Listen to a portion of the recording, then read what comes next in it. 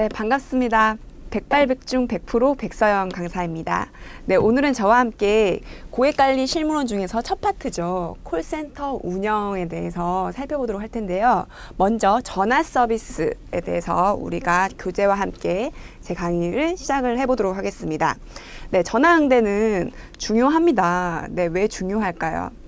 예를 한번 들어볼게요. 여러분들 소개팅 다들 한 번씩 해보셨을 거예요. 그런데 소개팅 하실 때 우리가 사전에 전화 연락을 하죠. 뭐 요새는 카톡이나 문자로도 연락을 먼저 하긴 하지만 전화로 우리 시간 약속이라든지 장소 약속을 정합니다. 그런데 상대방이 전화 통화를 했는데 전화 매너가 없다. 이러면 어떻게 되나요? 네, 이미지가 별로 좋지 않습니다. 네, 기업에서도 마찬가지입니다. 전화 응대 서비스는 왜 중요하냐고 한다면 바로 기업의 첫 이미지를 결정하는 중요한 요소라고 보시면 될 것 같습니다. 그러면 우리 전화 응대는 어떤 특징이 있길래 그렇게 중요한지 우리 지금부터 한번 교재와 함께 살펴보도록 할 텐데요. 여러분들 교재를 보시면 중요라고 돼 있죠. 네, 이거는 여러분들 별표를 3개 정도 쳐주셔야 됩니다. 거의 매년 빠지지 않고 나온다라고 보시면 되는데요. 우선 첫 번째로는 바로 목소리만의 커뮤니케이션입니다. 그죠? 우리 전화 통화를 할 때 얼굴을 보면서 통화를 하지 않습니다. 그런데 여러분들 질문하실 거예요. 강사님, 요새는 영상 통화도 많이 하는데요. 이렇게 말씀을 하실 수도 있죠.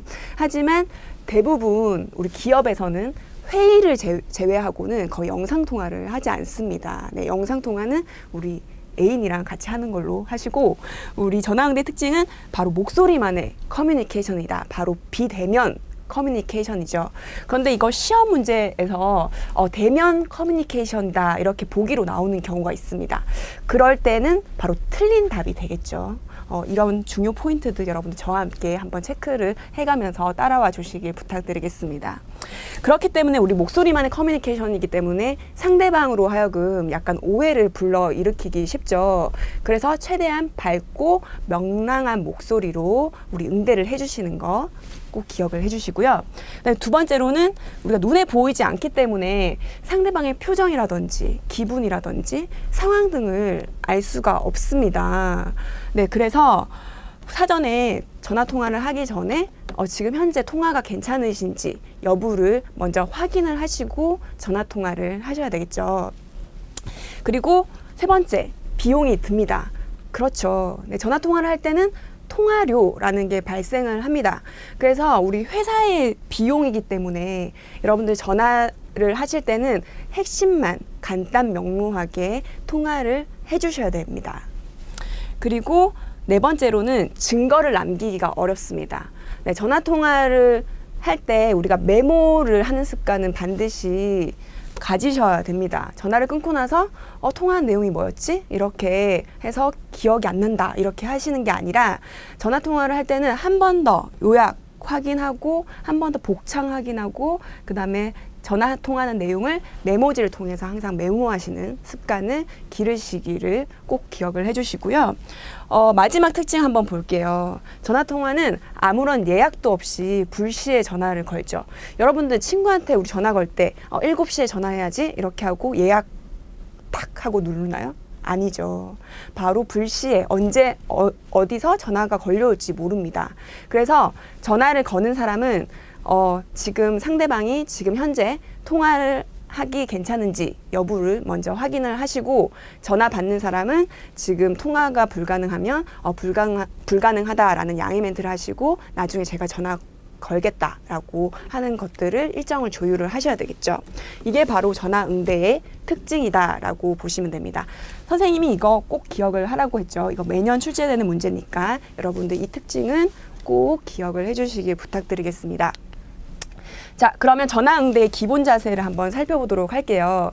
여러분들 첫 이미지를 결정하는 게 바로 전화 응대라고 했죠. 그래서 우리는 항상 내가 대표다, 회사의 대표다 라는 마인드를 가지고 주인의식을 가지고 응대를 잘 하셔야 됩니다. 그러면 우리는 어떻게 응대를 해야 되는지 한번 저와 함께 살펴보도록 할게요. 첫 번째로는 바로 음성의 높낮이입니다. 높낮이 조절을 여러분들 잘 하셔야 되겠죠. 음성이 너무 높아요. 그러면 듣는데 너무 불편할 수가 있습니다. 그리고 너무 낮다 이러면 상대방으로 하여금 지루하다라는 느낌을 줄 수가 있죠. 그래서 항상 적당한 음성을 조절을 하셔야 됩니다.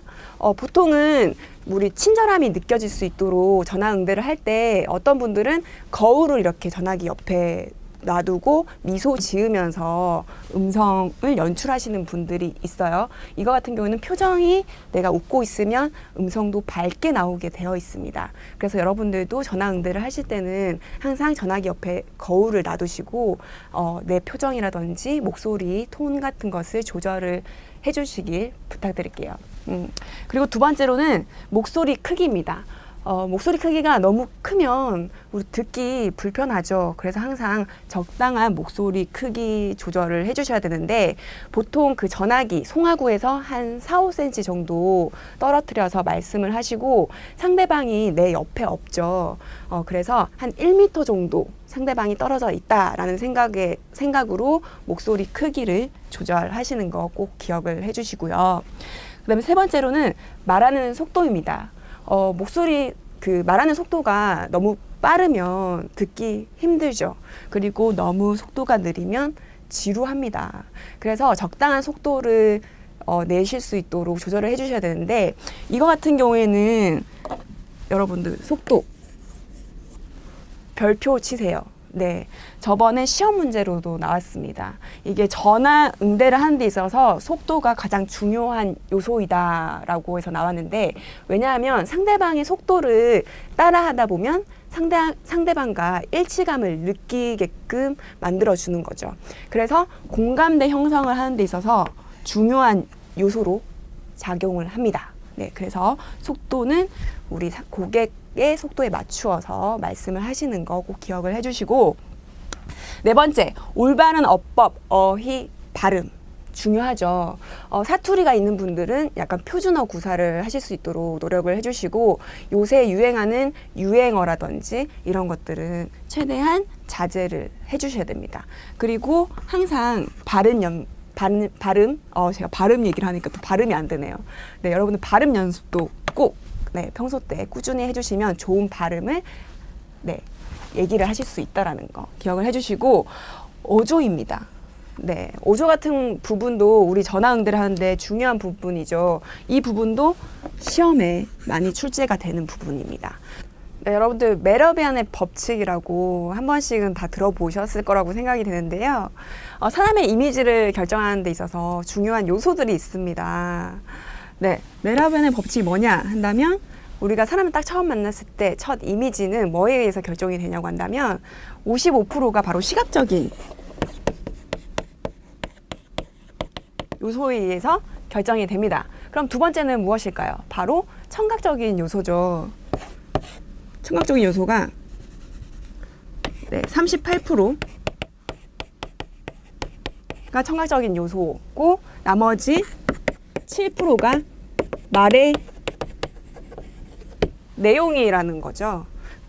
그래서 이 청각적인 요소가 뭐냐고 한다면 바로 어조입니다. 내가 어떤 목소리 톤으로 상대방한테 얘기를 하느냐라는 거죠. 자, 그렇다고 한다면 우리 전화 응대는 보이나요? 네, 눈에 보이지가 않습니다. 그래서 시각적인 요소는 없다라고 보시면 됩니다. 그래서 보시면 우리가 이미지를 결정하는 데 있어서 청각적인 요소가 거의 82%가 청각적인 요소, 나머지 7%가 말의 내용이라고 보시면 되는 거죠. 그래서 그만큼 어조는 중요한 부분이다라고 여러분들 꼭 기억을 해주셔야 됩니다. 그리고 마지막에 경청입니다. 여러분들 경청은 의사소통에 있어서 빠져서는 안 되는 가장 기본적인 태도죠. 보통은 어떤 분들은 상대방 말이 끝나기도 전에 중간에 말을 끝낸다라든지 아니면 상대방의 말을 지레 짐작해서 상상한다든지 이런 분들이 계시죠. 바로 경청과 관련된 부분입니다. 자, 이 부분 같은 경우에도 시험 문제 보기로 출제가 되죠.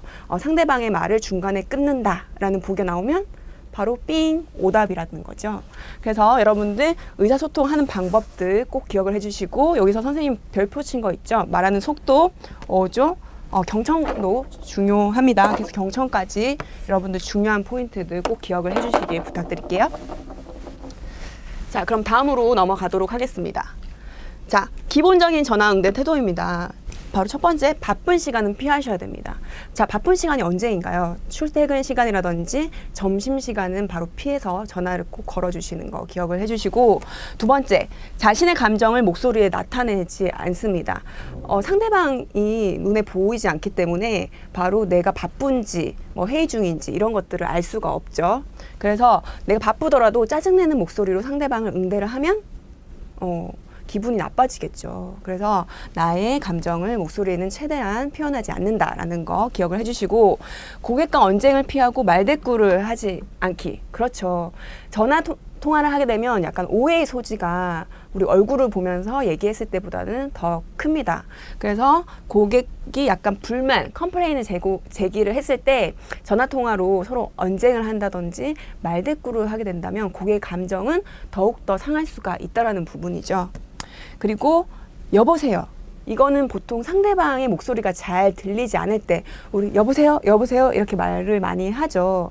이렇게 말하는 게 아니라 지금 전화 통화하기에 되게 목소리가 잘 들리지 않는다. 잠시 후 다시 걸어달라. 이러는 양의 멘트를 하시는 거 기억을 해주시고요. 그 다음에 상대방보다 전화를 꼭 먼저 끊는 분들이 있어요. 나는 말하고 있는데 상대방이 전화를 뚝 끊어버리면 나의 기분은 나쁘죠. 그래서 항상 상대방이 전화를 먼저 끊었는지 여부를 확인을 하시고 내가 전화를 끊는다라는 거 기억을 해주시고, 어떤 분들은 전화기를 쾅 하는 소리가 나게끔 크게 수화기를 내려놓는 경우가 있습니다.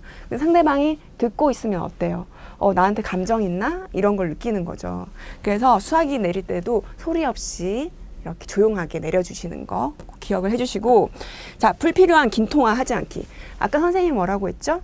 바로 우리 비용이 들어가는 통화료라는 게 들어갑니다. 그래서 통화를 할 때는 최대한 핵심만 간단 명료하게 통화를 하시는 거 기억을 해주시고, 사적인 대화를 하지 않기.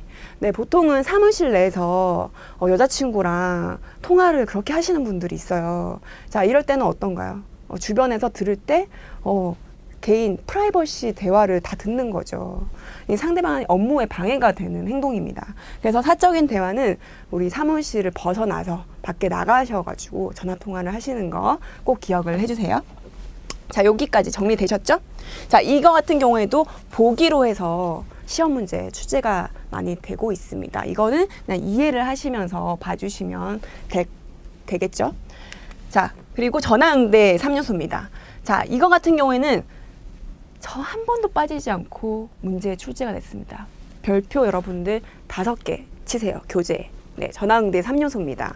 바로 신속, 정확, 친절, 이 3개인데요. 바로 신속은 뭐냐라고 한다면 전화벨이 3번 이상 울리지 않게끔 해주는 거죠. 그래서 전화벨이 3번 이상 울리지 않게 신속하게 받아주는 거, 그리고 고객이 요청한 사항이 있으면 바로 신속하게 응대를 해주시는 거 꼭 기억을 해주시고, 정확은 바로 발음을 정확하게 하는 거. 그다음에 전화 통화 같은 경우에는 기억 날 수 있도록 반드시 뭘 구비해야 된다고요?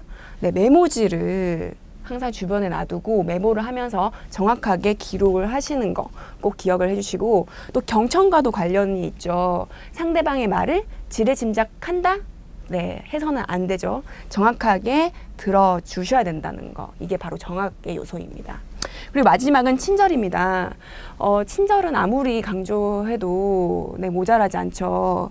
우리는 항상 친절한 이미지를 주기 위해서 항상 목소리 톤도 밝고 명랑하게 고객한테 친절함을 느낄 수 있는 분위기로 연출을 해주시는 거. 그래서 전화기 옆에는 항상 뭘 구비한다고요? 네, 거울을 놔두시고 내가 미소를 지으면서 고객이 내 앞에 있다라는 느낌으로 친절하게 전화 응대를 해주시는 거 꼭 기억을 해주세요. 이거 같은 경우에는 여러분들 별표 치셨죠? 네, 항상 나옵니다. 자, 그리고 전화 응대 요령입니다. 바로 전화 받기에는 어떤 요령을 우리가 해야 되는지 한번 살펴보도록 할게요. 자, 보시면 첫 번째입니다. 자, 왼손으로 수화기를 즉시 든다. 자, 왼손 동그라미 치세요. 이거 같은 경우에도 시험 문제 보기로 많이 나옵니다. 예를 들어서 시험 문제에 오른손으로 수화기를 즉시 든다 하면 B 되겠죠. 자, 왼손으로 수화기를 즉시 드는 이유는 무엇일까요? 자, 전화 응대를 할 때는 반드시 뭐가 필요하다? 네, 메모지가 있어야 됩니다. 여러분들 거의 대부분 오른손 잡이시죠. 자, 메모를 쓸 때 우리 오른손으로 합니다. 그래서 전화를 우리 받을 때는 왼손으로 받는다. 단 예외가 있죠. 바로 저같이 왼손잡이들은 오른손으로 수화기를 들 수가 있겠습니다. 자, 두 번째는 인사 및 소속과 이름을 밝힌다. 그렇죠. 인사를 먼저 하시고 소속이 어딘지 이름이 뭔지를 밝히시는 거. 그런데 이거 같은 경우에도 시험 문제 나왔어요. 자, 사내 전화일 경우에는 어떻게 하나요? 자, 사내 전화일 경우에는 회사 이름은 말하지 않죠. 같은 사내니까. 그래서 나의 소속과 이름을 밝히시는 거 기억을 해주시고요. 그 다음에 상대방을 확인한 후 인사하시는 거 당연하겠죠. 그 다음에 용건을 들으면서 뭐 한다? 메모한다.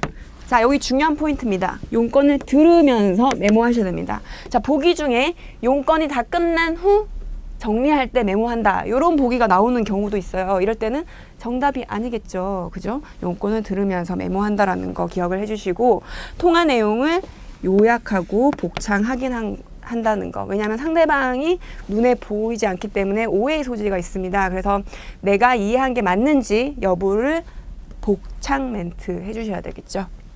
그리고 마무리에 끝맺음 인사를 반드시 하셔야 되겠죠.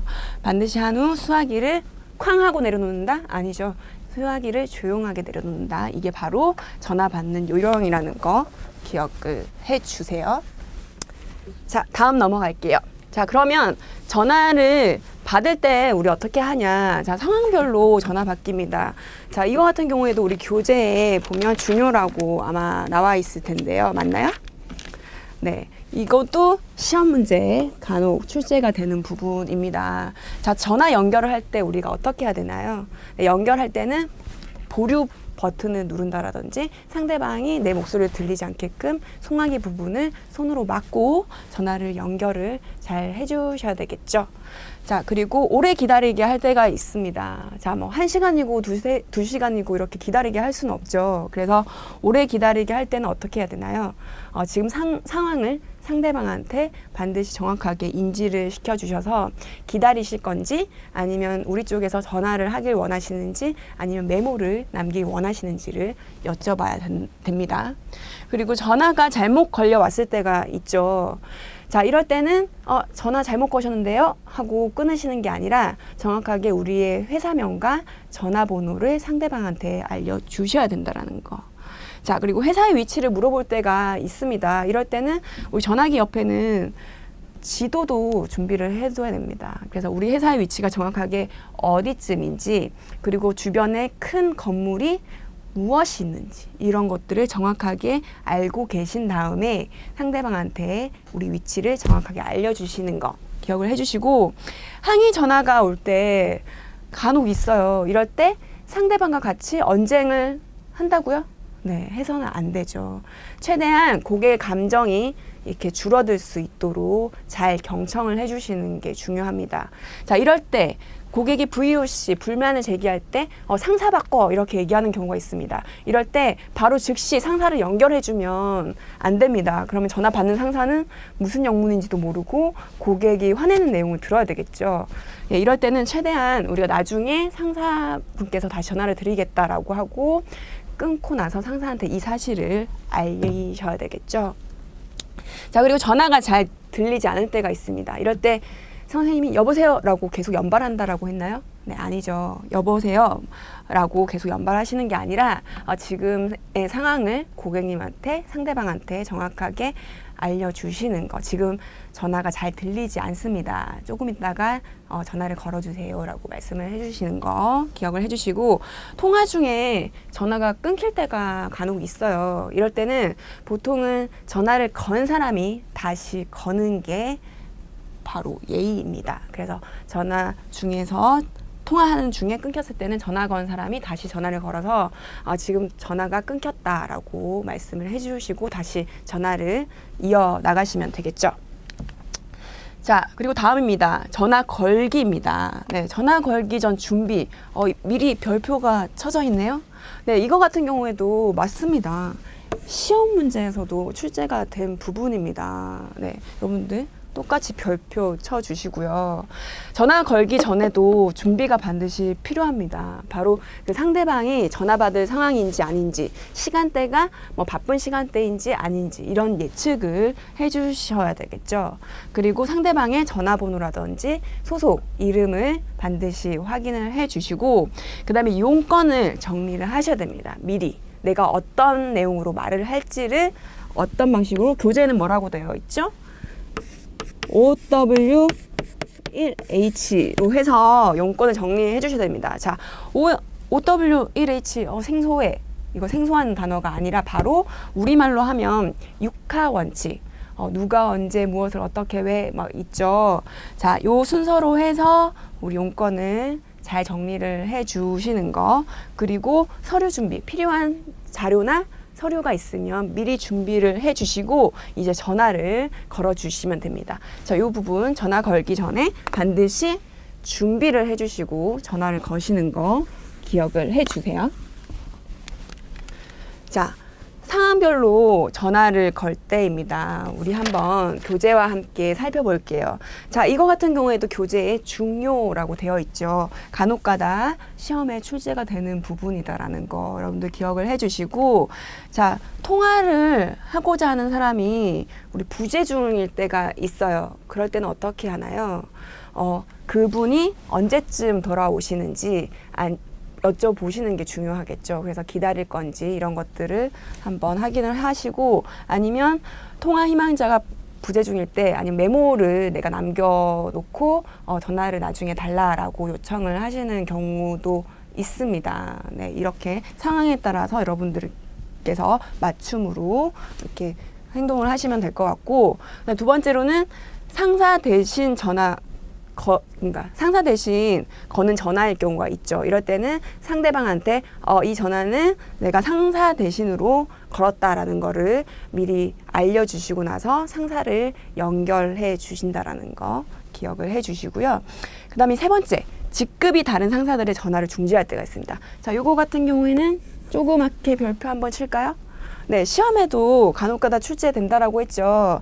자, 직급이 다른 상사들의 전화를 내가 중재를 할 경우가 있습니다. 이럴 때는 어떻게 해야 될까요? 네, 직급이 낮은 상사가 기다려야 됩니다. 그래서 직급이 낮은 상사를 먼저 기다리게 하고 직급이 높은 상사를 연결해 주는 순서입니다. 이 포인트. 그런데 보기로 잘못 거꾸로 되어 있는 경우가 있죠. 직급이 높은 상사를 기다리게 한다. 이렇게 되면 오답이 되겠죠. 이 포인트 기억을 해주시고, 전화가 잘 들리지 않을 때는 어떻게 해야 된다고요? 들리지 않는다라는 걸 명확하게 알려주시고 응대를 하셔야 되겠죠. 자, 그리고 자동응답기에 녹음을 해야 될 때가 있습니다. 이것도 간혹 가다가 이거 예전에 문제에 나왔었어요. 자동응답기에 녹음을 해야 될 때 우리 어떻게 해야 되나요? 네, 교재 한번 볼게요. 교재 보시면 소속, 그 다음에 성명, 용건, 그 다음에 그것뿐만 아니라 뭐도 남겨야 된다고 했죠? 네, 전화번호와 메시지를 남긴 날짜, 시각도 같이 남겨줘야 됩니다. 상대방 같은 경우에는 부재 중일 때 전화 응답기를 틀어놓는 경우가 많죠. 그런데 이게 언제쯤 전화 걸려왔는지를 알 수가 없습니다. 그래서 내가 언제 전화를 걸었고 몇 시쯤 이렇게 전화 메시지를 남겼다라는 거, 이것까지 자동응답기에 녹음을 해 주셔야 되시고요. 마지막에 상대방을 배려하거나 양해를 구할 때가 있습니다. 보통은 간혹 가다가 상사님들께서 휴일에 그렇게 전화하시는 분들이 있어요. 이럴 때 그냥 양해 멘트 없이 내가 전화를 받았다라고 한다면 기분이 나쁘겠죠. 그런데 상사니까 나의 기분을 표현해서는 안 되죠. 이거 예의입니다. 내가 전화를 걸 때는 휴일이라든지 아니면 밤 늦게 어쩔 수 없이 업무에 의해서 전화를 걸 때가 있습니다. 이럴 때 바로 용건부터 말씀을 하시는 게 아니라 바로 사전에 사과 멘트를 하시고 나서 용건을 전달하시는 거 기억을 해주시기 부탁드리겠습니다. 자, 그러면 다음으로 우리 넘어가 보도록 하겠습니다. 여기까지 전화응대 서비스와 관련된 거였다면 이제 두 번째, 바람직한 경어 사용법에 대해서 우리가 살펴보도록 할 텐데요. 바람직한 경어 사용법 볼게요. 첫 번째로는 효과적인 대화를 하기 위해서 우리는 어떻게 해야 되냐는 거죠. 사람들과 대화를 할 때 있어서 공감대를 형성하는 게 중요하죠. 그래서 항상 공통된 주제를 바탕으로 해서 대화를 자연스럽게 시작할 수 있도록 하셔야 됩니다. 그래서 여러분들은 다방면에 관심을 가지고 그 부분에 있어서 학습을 해줘야 되는 거죠. 공통된 화제를 갖는 거는 중요하죠. 공통된 화제가 있으면 대화하기가 훨씬 수월합니다. 그러면 공통된 화제는 뭐가 있는지 한번 살펴보도록 할게요. 자, 첫 번째, 할 일이라든지 여행, 출신지, 그다음에 계절, 날씨, 동료라든지 나와 내가 아는 사람, 그다음에 가족, 가정, 뉴스, 건강, 뭐 취미 잡기, 성, 연애, 결혼 이런 것들이 하나의 공통된 화제가 될 수 있습니다. 요거 같은 경우에는 별표 2개 한번 쳐볼까요? 네, 시험 문제에 공통된 화제로 아닌 것은 이렇게 해서 문제가 나오는 경우도 있습니다. 자, 요 부분들 우리 한 이미지를 떠올려 주시고 요런 것들은 공통된 화제로 할 수 있겠구나라고 생각을 해 주셔야죠. 그런데 보기에 종교. 자, 종교가 공통된 화제가 될 수 있나요? 물론 같은 종교면 괜찮습니다. 하지만 나는 절실한 불교인이야. 그 다음에 상대방은 절실한 기독교인이야. 이럴 때는 서로 신념과 관련된 부분이기 때문에 이게 대화가 이어나가기가 쉽지 않습니다. 그래서 종교는 최대한 피해 주신다라는 거 꼭 기억을 해 주셔야 되죠. 그 다음에 또 뭐가 있을까요? 바로 연봉과 관련된 부분입니다. 물론 내가 고액 연봉자고 같이 돈을 많이 번다라고 한다면 뭐 문제가 될 게 없죠. 하지만 상대방은 고액 연봉자인데 나는 되게 막 박봉이야, 흙수저야. 이렇게 된다면 대화하기에 할 마음이 좀 없어지죠. 그래서 이런 종교, 연봉, 선생님 생각할 때는 정치, 뭐 이런 것도 공통된 주제로 해서는 대화가 이어나기 쉽지 않다라는 거 꼭 기억을 해주세요.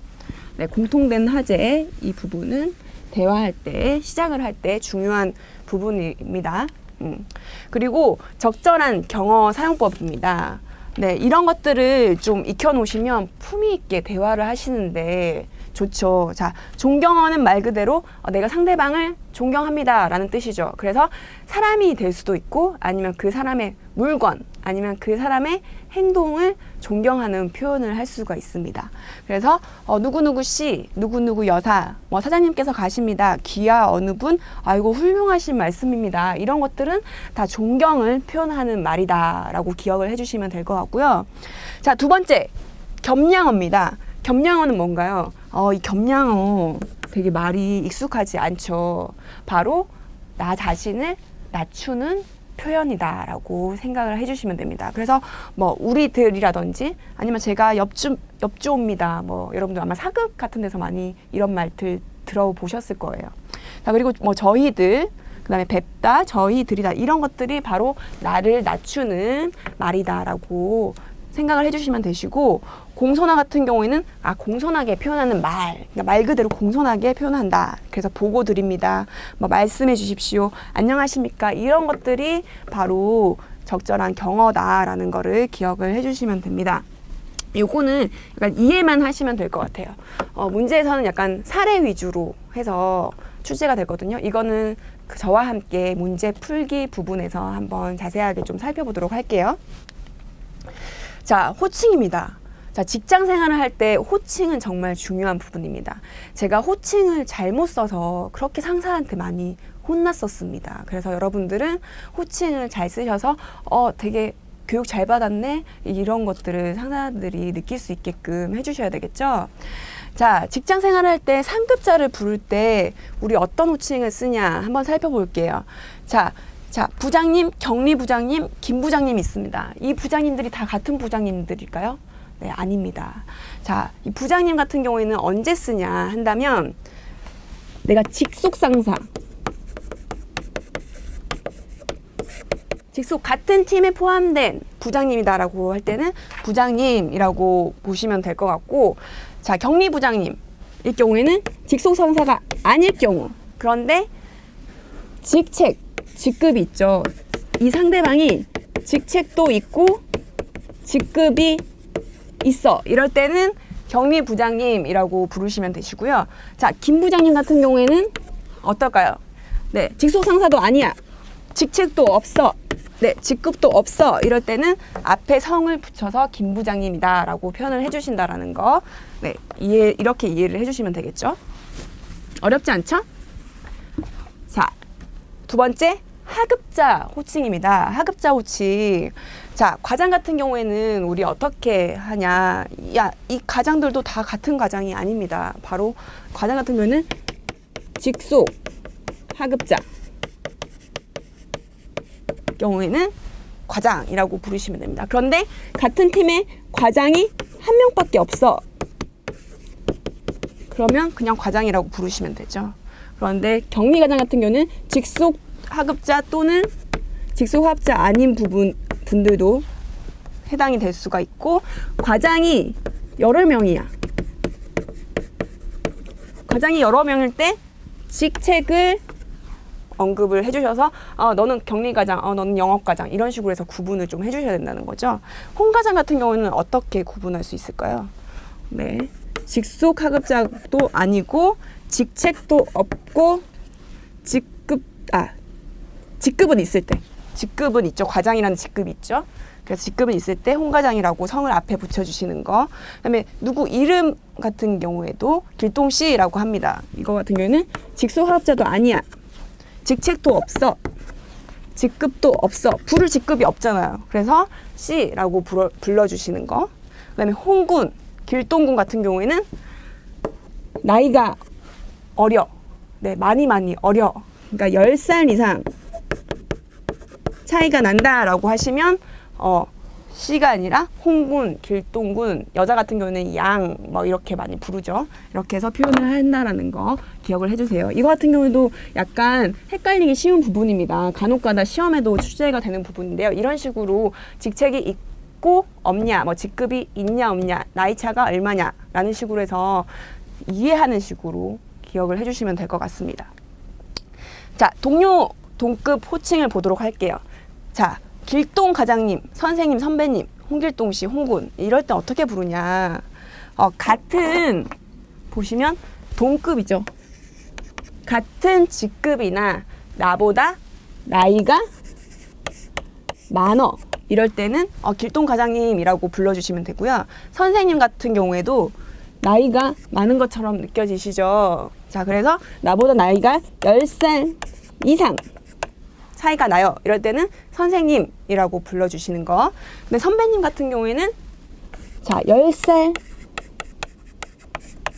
아래야. 이럴 때는 선배님이라고 표현을 해주시는 거. 길동 씨 같은 경우에는 나랑 나이가 엇비슷해요. 그리고 친분까지 있어. 이럴 때는 누구누구 씨라고 편안하게 친근감 있게 불러주시는 거 기억을 해주시고, 홍군 같은 경우에는 뭐라고 부르면 될까요? 네, 홍군 같은 경우에는 10살 보다 나보다 나이가 어리면 홍군이라고 부릅니다. 요거 헷갈리죠, 선배님. 10살 아래라는 건 10살 이내입니다. 이내. 10살 이내로 차이가 나보다 나면, 나이 차이가 나면 우리 선배님이라고 불러주시는 거 기억을 해주시면 될 것 같아요. 어렵지 않죠? 이거 같은 경우에도 시험에 우리 간혹 가다가 출제되는 부분입니다. 뭐 예를 들어서 10살 이내의 경우에는 선생님이라고 부른다. 이 맞나요? 아니죠. 나보다 10살 이내로 나이가 많을 경우에는 선배님이라고 불러주셔야 되겠죠. 자, 이렇게 보기로 나온다라는 거. 이거는 이해만 해주시면 쉽게 풀 수 있는 문제다라고 보시면 될 것 같아요. 자, 수명과 보고 들어가도록 할게요. 자, 수명입니다. 자, 이 단어도 약간 생소하지 않죠. 바로 수명은 받을 수, 명령명이라고 한자어입니다. 그래서 명령을 받는다라고 이해해 주시면 됩니다. 자, 상사가 부를 때는 하던 일을 멈추고 밝고 명랑한 목소리로 네 하고 즉시 대답을 하셔야 됩니다. 내가 업무 중이에요. 업무 중에 너무 바빠요. 이럴 때는 어떻게 하나요? 잠시만 기다리세요 부장님 이렇게 얘기하지 않죠. 바로 바쁘더라도 네 하고 바로 대답을 하고 달려가셔야 됩니다. 이게 예의죠. 그런데 내가 통화를 하고 있어요. 통화를 할 때는 그 상대방한테 집중을 하셔야 되겠죠. 이때는 주변에 있는 동료가 우리 누구누구는 지금 통화 중입니다 라고 알려주시는 거 기억을 해주시고, 두 번째, 메모지 계속 나오죠. 네, 상사한테도, 상사가 불렀을 때 갔을 때도 항상 메모지와 필기구를 준비해서 가셔야 됩니다.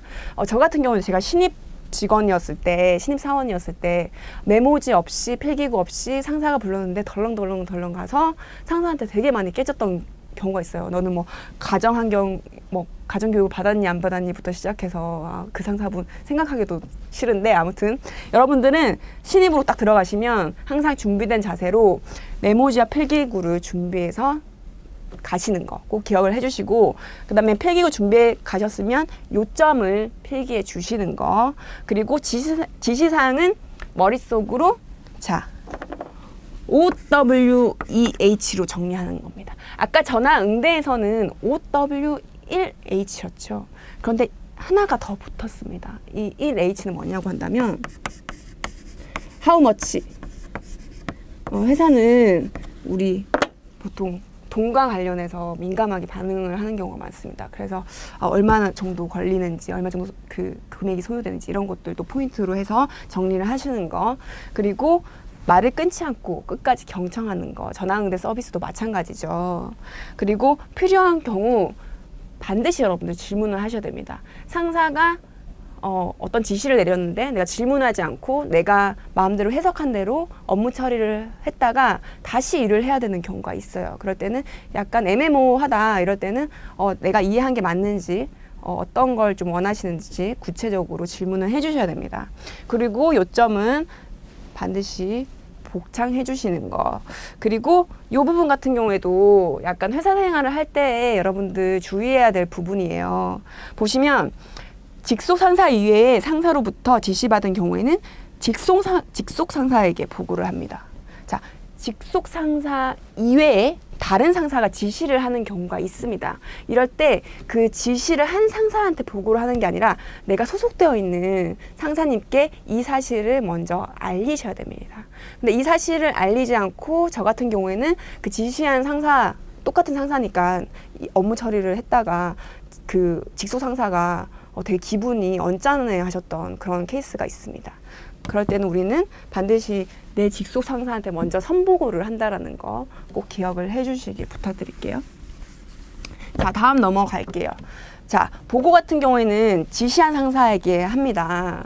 네, 아까 요 앞에 포인트 있죠. 지시받은 경우 직속 상사한테도 같이 보고를 해주시는 거 기억을 해주시고, 그 다음에 일을 수행을 하신 다음에 바로 즉시 보고를 하시는 거, 그리고 육하 원칙에 보고한다라는 거, 사실 토대로 팩트 중심으로 보고를 하셔야죠. 그죠? 그리고 간결하고 중요 포인트만 보고를 하셔야 됩니다. 보통은 두 갈씩 보고법 이렇게 해서 많이 활용을 하시죠. 먼저 앞에 결론을 말씀을 하시고 그에 따른 근거를 설명을 해 주셔야 됩니다. 왜냐하면 상사는 생각보다 많이 바빠요.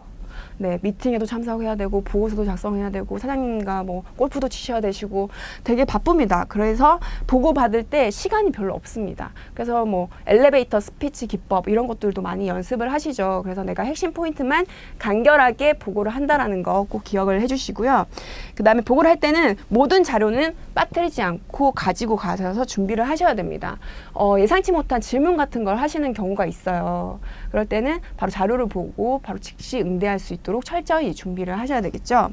그리고 상사가 바쁠 때는 양해를 구하고 언제쯤 보고하기 괜찮으신지, 언제쯤 시간이 편하신지라는 거를 미리 여쭤보시는 것도 하나의 매너가 되겠죠. 그 다음에 중간 보고입니다. 여러분 중간 보고 같은 경우에도 별표 별표 2개 정도 칠게요. 네. 중간 보고를 해야 될 경우가 간혹가다 있습니다. 어떨 때냐? 바로 상황이 예상치 못한 상황이 변경됐을 때, 그리고 처리 기간이 생각보다 좀 오래 걸려. 예를 들어서 상사가 뭐 9월 31일까지 해라고 했는데 내가 해보니까 이게 한 10월 31일 정도 끝날 일이에요. 그럴 때는 중간 보고를 해서 생각보다 시간이 오래 걸릴 것 같습니다 라고 말씀을 해주셔야 되겠죠. 상사는 계속 일을 오더를 하고 나서 계속 기다립니다. 네. 그래서 이런 기간 같은 경우에도 명확하게 말씀을 해주시는 거. 그 다음에 차상위 상사와 상사의 지시가 상충될 때가 간혹가다 있습니다. 제 첫 직장 케이스가 그랬어요. 제 위에 과장님이 계셨고 그 위에 부장님이 계셨는데 부장님은 A라고 시키시고 그다음에 위에 과장님은 B라고 시키시는 거예요. 그런데 제가 일을 하는 입장에서 A로 해야 될지 B로 해야 될지 이거 모르겠죠. 둘 다 하기에는 내가 너무 벅차고 하니까 이거 같은 경우에도 상충될 때는 이것도 보고를 즉시 하셔야 된다는 거 기억을 해주시고 그다음에 내가 일을 할 때 사람이 완벽할 수는 없습니다. 그래서 실수를 할 때가 있어요. 그래서 내가 이런 부분에 있어서 실수했을 때 그냥 숨기고 이렇게 있으면 나중에 빵 하고 터지는 경우가 있습니다. 네, 그럴 때는 실수를 저질렀을 때는 바로 즉시 상사님께 제가 이런 실수를 했습니다 라고 솔직하게 보고를 해주시는 거 꼭 기억을 해주시길 부탁드리겠습니다. 자, 여기까지 저와 함께 콜센터 운영 부분에 있어서 전화응대 서비스와 그 다음에 경어 사용법에 대해서 알아봤습니다. 그러면 다음 시간에 우리 다시 뵙도록 하겠습니다. 고생 많으셨습니다.